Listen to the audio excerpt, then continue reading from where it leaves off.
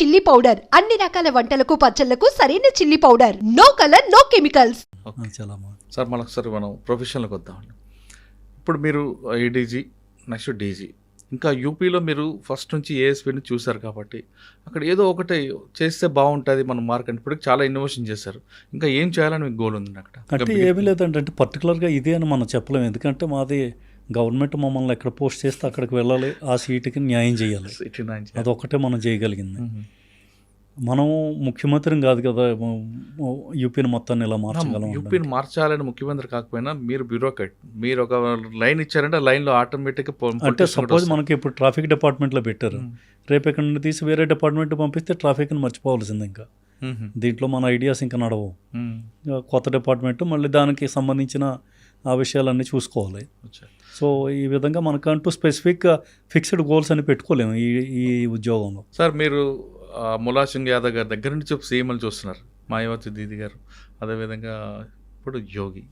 అందరిలో ఎవరిదండి ఎక్కువ యాగ్రెసివ్గా కనిపిస్తుంది? అంటే అందరూ ప్రజల కోసమే పోరాటం చేస్తుంటారు, కొన్ని యాగ్రెసివ్గా వెళ్ళేది ఎవరు అంటే మనం ఒక్కొక్కరితో ఒక్కొక్క స్టైల్ అండి. ఓకే, ప్రతి ముఖ్యమంత్రికి ఒక ల్యాండ్ మార్క్ ఉంది. సో ములాయం సింగ్ యాదవ్ గారితో ఒక టైప్ ల్యాండ్ మార్క్. ఆయన ప్రజలతో కలిసి ఉండడం, ప్రజల సమస్యలను వినడం, ప్రజలతో డైరెక్ట్గా మాట్లాడడం, అది ఆయన ల్యాండ్ మార్క్. ఆయనకి ఉండాల్సిన డ్రాబ్యాక్స్ వేరే, లా అండ్ ఆర్డర్ ఇష్యూస్ అవన్నీ. మాయావతిది అడ్మినిస్ట్రేషన్, స్ట్రిక్ట్ అడ్మినిస్ట్రేటర్. ఇంకా అందులో కాంప్రమైజ్ అనేది లేదు, నో కాంప్రమైజ్. ఆమె క్యాబినెట్ మినిస్టర్ అయినా కూడా తప్పు చేసేటంటే ఇంకా అవుటే, జైలుకి వెళ్ళాల్సింది. సో అంటే మా టైంలోనే నేను గోరఖ్పూర్లో ఎస్ఎస్పీగా చేసినప్పుడే ఆమె క్యాబినెట్ మినిస్టర్ని జైలు పంపించాం. సో అంత స్ట్రిక్ట్ అడ్మినిస్ట్రేటర్. సో ఆమె Akhilesh Yadav basically progressive mind. అంటే ఈయన కొత్త ఇండస్ట్రీలు పెట్టడం, ఈ మెట్రోలు, ఫ్లైఓవర్లు, ఈ టైప్ థింకింగ్, అంత పెద్ద బిల్డింగ్స్ కట్టడాలు, ఇవన్నీ అంతే. ఈ వెస్ట్రన్ చదువుకొని వచ్చాడు కాబట్టి ఆ ఇంపాక్ట్ ఆయన మీద ఉంటుంది. మా యోగి గారిది ఏంటంటే లా అండ్ ఆర్డర్లో నో కాంప్రమైజ్. బుల్డోజర్ అంటే అంత strict administrator plus law and ఆర్డర్లో ఇంకా తిరగలేదు. పంక్చువాలిటీలో ఇంత మించిన మనిషి లేడండి. టైం మీకు 6 గంటలకు టైం ఇస్తే 6 గంటలకు మిమ్మల్ని కలుస్తారు. అంటే పొలిటీషియన్ 6 అంటే 6కి వస్తారా? సాధారణ పొలిటీషియన్ 6 అంటే వేరే సంగతి. మీకు టైం ఇస్తే ఇప్పుడు సపోజ్ నేను ఇక్కడి నుంచి ఆంధ్ర నుంచి వెళ్ళాను, ఆంధ్ర నుంచి వెళ్ళిన తర్వాత నేను ముఖ్యమంత్రి గారిని కాలం చేయాలనుకున్నాను. నేను టైం అడిగాను ముఖ్యమంత్రి. అక్కడ ఆయన దగ్గర ఇంకొక విషయం ఉంది, ముఖ్యమంత్రి దగ్గర టైం అడగడానికి మనం మంత్రులను ఇంకొకరినో పట్టుకొని వెళ్ళనక్కర్లే. ఆయన ఒక ల్యాండ్ లైన్ నెంబర్ ఇచ్చారు అందరికీ. ఆ ల్యాండ్ లైన్ నెంబర్కి మేము ఫోన్ చేసాం. ఫోన్ చేసి సార్ ఇలాగ మేము కలాలనుకుంటున్నాం అంటే ఓకే మన పేరు అన్నీ నోట్ చేసుకుంటారు.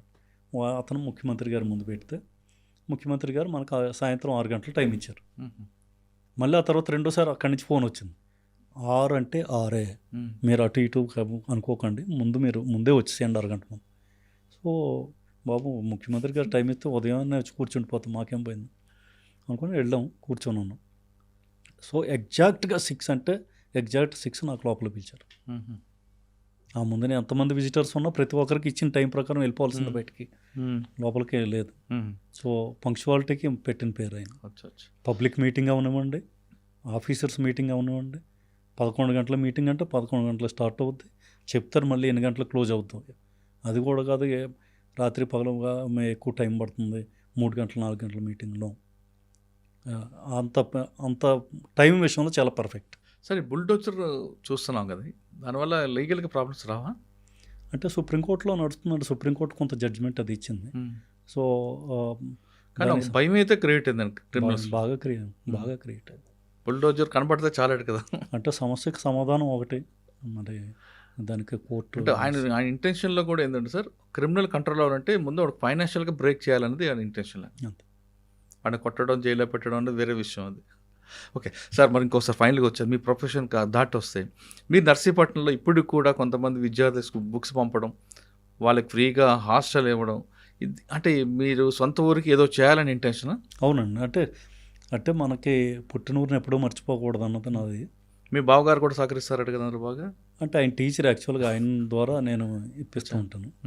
బట్ బేసికల్లీ ఇందులో మా భార్య రోల్ చాలా ఎక్కువ. రామలక్ష్మి పేరు. మేడం ఏం చేస్తారు? House keeper.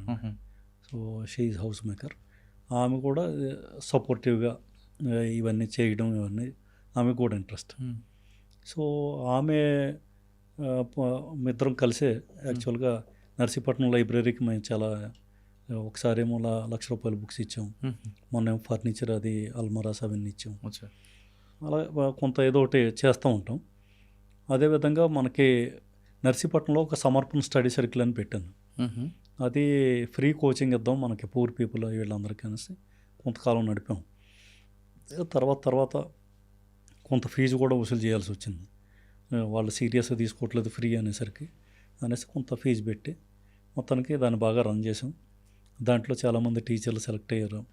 కొంతమంది సిఆర్పిఎఫ్కి, బ్యాంక్స్కి, వీటికి సెలెక్ట్ అయ్యారు. కరోనా టైంలో ప్రాబ్లం వచ్చింది, ఎవరు రాలేదు, మొత్తానికి ప్రాబ్లం వచ్చింది.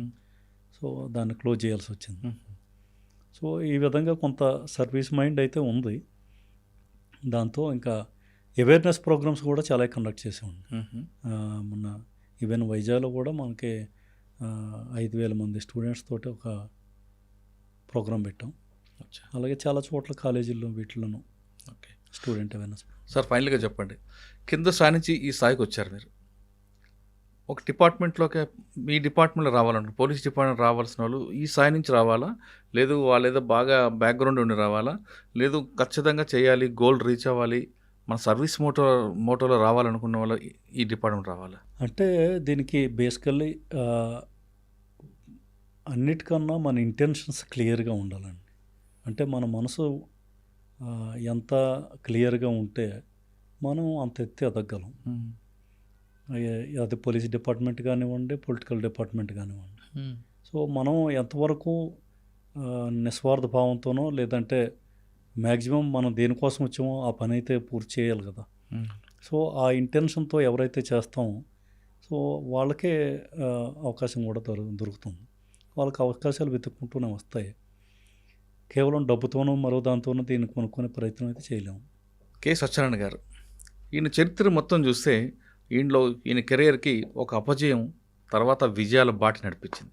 సాధారణంగా ఇంటర్మీడియట్లో కానీ 10th క్లాస్ ఫెయిల్ అయిపోతే ఇక నా జీవితం క్లోజ్ అని భావిస్తున్న ఈ తరంలో, ఈ కాలంలో ఆయన ఇంటర్మీడియట్ ఫెయిల్ అయిన, బాటనీలో ఫెయిల్ అయినా మరొకసారి ముందుకు వెళ్ళి ఎక్కడా వెనుదిరిగి చూడకుండా సివిల్ సాధించారు. సివిల్ సాధించడమే కాకుండా వేరే రాష్ట్రానికి వెళ్ళి ఒక మంచి ఆఫీసర్గా పేరు తెచ్చుకున్నారు. కేవలం అందరికీ హానెస్ట్ ఆఫీసర్ కె సత్యనారాయణ గారు అనుకుంటారు, కానీ యూపీలో అవుట్ స్టాండింగ్ ఆఫీసర్ అంటారు. అంటే ఏ డిపార్ట్మెంట్లోకి వెళ్ళినా ఎక్కడ పనిచేస్తే అక్కడ తన మార్క్ ఖచ్చితంగా కనిపిస్తుంది. ఒక తెలుగు వ్యక్తి ఉత్తరప్రదేశ్ రాష్ట్రంలో వెళ్ళి మంచి పేరు తెచ్చుకున్నారంటే అది ఆయనకే కాదు, తెలుగువారిగా సాటి తెలుగువారిగా మనందరూ కూడా గర్వకారంగా భావిద్దాం. ఇది కె సత్యనారాయణ గారితో ఎక్స్క్లూజివ్ ఇంటర్వ్యూ. వచ్చే వారం మరో గెస్ట్తో మళ్ళీ కలుద్దాం. అంతవరకు నమస్తే. Thank you sir, thank you very much అండి. థ్యాంక్ యూ సో మచ్ అండి మురళీధర్ గారు. Thank you. ఇంకా మీ ఇద్దరు మాట్లాడారు కానీ మీకు టైం సరిపోదని నేను విడిచిపెట్టాల్సి వస్తుంది. లేదు, మళ్ళీ మాట్లాడదాం. రైట్ సార్, థ్యాంక్ యూ అండి. iDreams, this Police Diaries is something very, very valuable towards that. I must really appreciate Murali, your insights. iDreams founder and CEO Chinna Vasudev Reddy gartoni Muralidhar crime stories చాలా famous అయిపోయినావు.